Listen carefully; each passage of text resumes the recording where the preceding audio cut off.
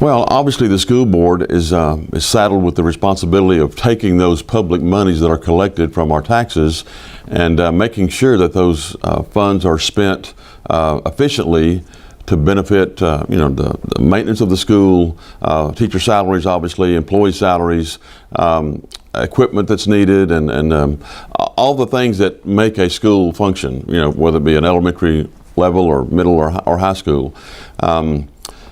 It's a big responsibility because we're talking a lot of money, millions of dollars, and I don't really think that we have so much of a revenue generating problem as we do a spending problem. Are we using those funds in the right areas in the right amounts? And so it's up to school board members to keep a close eye, kind of be a watchdog, if you will, of those public monies, because those are hard-earned dollars that our taxpayers have earned and contributed toward that, the cause of educating our public school children. So it's a very important responsibility, and one that I will take very seriously.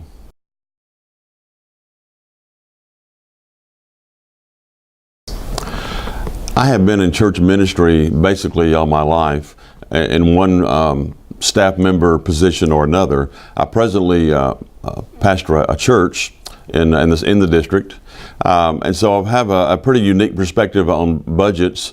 And what a lot of people don't realize is a budget is a plan for spending. It is not money in the bank. It is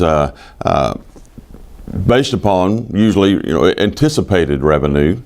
But a budget is only as good as how it's constructed, how it's built, and it takes a lot of expertise. It takes a lot of being very, very careful to make sure that the budget reflects accurate anticipated expenditures. And a lot of people they'll be at the end of their calendar year or their fiscal year, and they'll say, we've got X number of dollars left. If we don't spend that money, it's probably going to be where they'll see that our budget isn't, that level isn't necessary any longer when we get cut.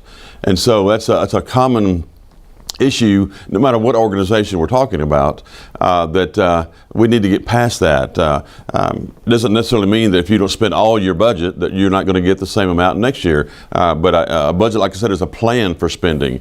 If you can justify those expenses, whatever your department is, and if you go under or over, we'll evaluate that when we're evaluating the next year's budget. So it's a very important process, and I do have a certain amount of experience in that. So of course we're talking about a lot more money here, so even more a reason to be diligent about it.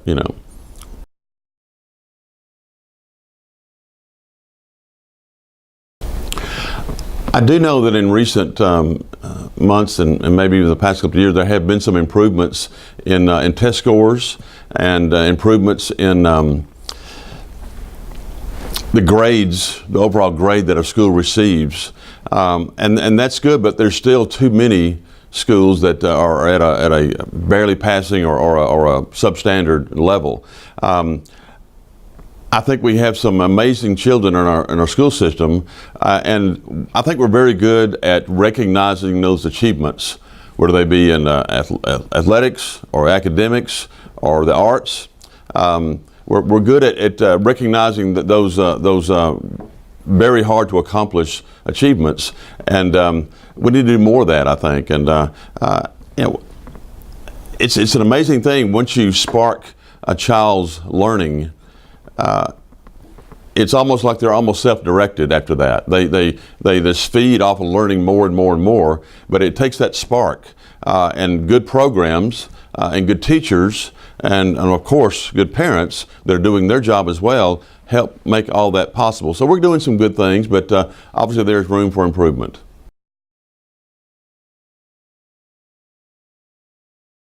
Well, that is a very particular question. My wife is involved in supplemental benefits. She sells for a local company, and she is very familiar with that kind of thing. And she shared some of that information with me. And having served in a capacity that does affect teachers, she has seen it from their perspective as well, and trying to get them the best possible benefit plan. it's a very tricky thing to do because you have emotions involved. You're talking about people's health and things like that, and their retirement, and those funds that will be available to them when they're either sick or when they've left the teaching profession or whatever job that they have been doing all these years.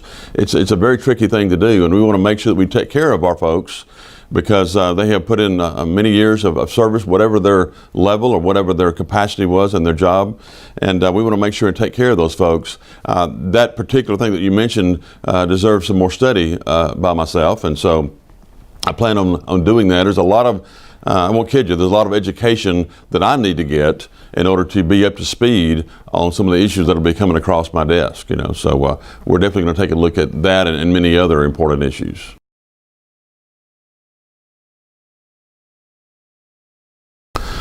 Well, it is no secret that a good portion of the population, including families with children, have left the Shreveport area in the last several years. I mean, that's really a documented fact. We can look at those stats. Whether they be going to surrounding communities, Bossier or one of the suburbs or the towns nearby, or moving out of the state altogether. And there's several factors that lead into that sort of thing happening. Now, you mentioned school closures. Boy, is that a hot button issue, because you have legacies and feelings and long-standing traditions that are affected by that. I know that the closure of Fair Park, at least from a high school, being a high school level school, was met with much opposition because it's one of the oldest schools in our system, and a lot of people were upset by that. I'm not so sure that if I had been on the school board at the time that I would voted to do that. I would have done some more research, obviously, but those things are very, very important. But if we're taking in X number of funds and it's not compensated in the same level of rising or lowering of the school population, are we spending those monies wisely? That's an important issue. Those sorts of things affect so many people, and you have to take their feelings and their perspective, their input into consideration. So in that regard and many others, I plan on being very proactive and listening to my constituents to hear what their concerns are, and then hopefully doing all I can to address those concerns.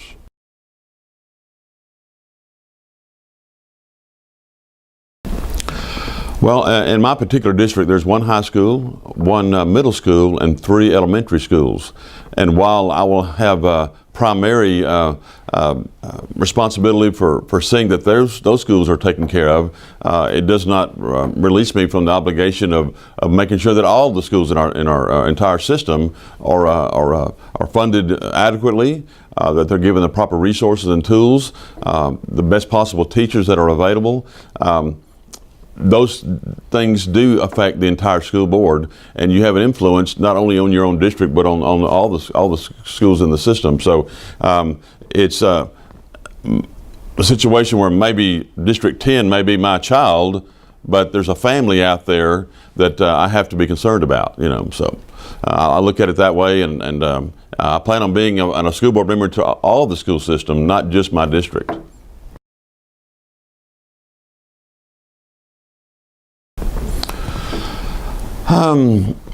Recently, some things were said about me to an organization that I don't really know why they would have said such a thing. I don't know, didn't realize I had any enemies on the planet, at least to a degree where they would say things that were patently false about me. But I got past all that, and I didn't hold a grudge or anything like that, and I just dismissed it as someone with an agenda that they formulated from some encounter they weren't satisfied with. I can't really speak for them, but ethics and integrity are a huge issue, especially among public officials that are elected to an office. We see every day in the headlines someone who's charged or even convicted of using campaign funds for unrelated unrelated expenses, such as personal expenses, and of course that's completely wrong. the public puts a lot of trust in you when they pull that ballot for your name to put you in that particular position. And that trust must not be violated. I plan on studying all the rules and regulations and the ethics that are required of any school board official, and making sure that I don't even get close to that line, or there's any question about how I'm going to respond should a delicate situation be presented to me. It's important to know the rules and to abide by those rules.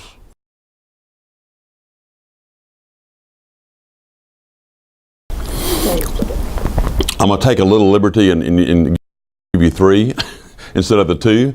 I have a strategy in mind for each school level: elementary, middle, and senior and high school. My concern at the elementary level is that these kids are being pushed along that have not mastered those basic skills they're going to have and build upon as they further themselves up the educational ladder. Certain things you have to have, and it's like a foundation for a house. If it's not secure, anything built on top of that is just not going to be as sturdy as it should be. So that's a problem with our elementary kids, and doing what I can with teachers and administrators and counselors and all those responsible for that curriculum to make sure that those skills are mastered before they move into middle school. At middle school, I plan on addressing social skills, specifically bullying. It is a huge problem. It's very distracting to the learning environment. It's so unnecessary. And the bad part about it is that our strategies that we're using presently, are they working? How do you know they're working? Are you asking the kids that are bullied if those strategies and programs are working? They're the ones that will tell you, they and their parents. So that's a big issue I want to address. That was what my doctoral dissertation was all about, was bullying among middle school girls especially. At the high school level, my plan is to make sure that those graduating seniors are equipped with the life skills that they'll need to successfully navigate into adulthood. What their career track is, college, or getting a job immediately, or maybe learning a trade. There's certain things they're going to have to know in order to be a successful adult, such as, do they know how to fill out a job application? Do they know how to apply for a car loan or a mortgage? Do they know how to register to vote?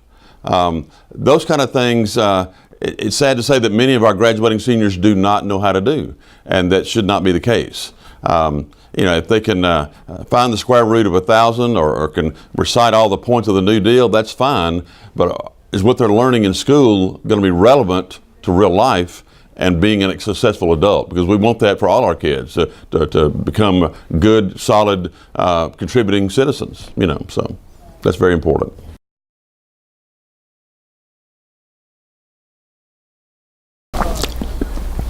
We've all heard of the 3 R's all of our life: reading, writing, arithmetic. While it's not proper grammar, we know what we're talking about there. But I would submit that there's 3 other R's that we need to seriously consider, especially as we approach this election for school board members this fall. The first R will be respect.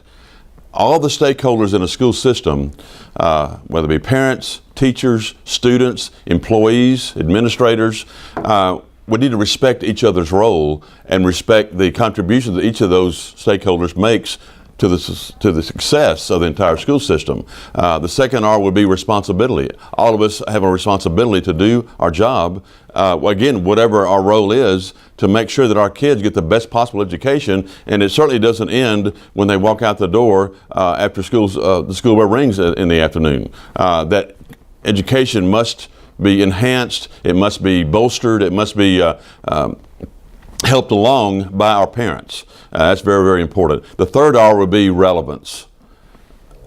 Is what we're teaching our kids at whatever level relevant to them being a successful student, a successful adult one day? Relevance is incredibly important, and we need to make sure that our programs are doing exactly that.